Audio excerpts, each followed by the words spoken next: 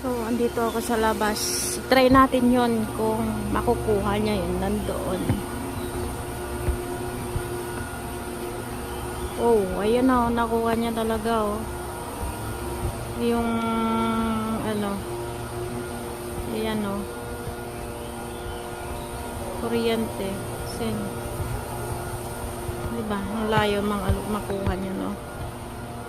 Para siyang may ibon. Oh, yung dalawang ibon. Saan na? Malalaki ang mga yan, oh. Yun siya. Sinakasilong sa ayun. Nasaan yung isa? Hindi ko. Nasaan? Andun. Hindi ko mahanap. Nasaan? Ayun. Tignan natin. Anong klaseng ibon yan? Ano yan? Malaki. Minsan nakita ko na. Saan na siya? Ayun.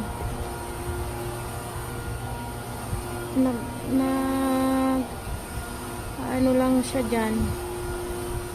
Lumilipad-lipad kasi dyan sila sa may mga puno-puno. Malaki ang ibon na yan.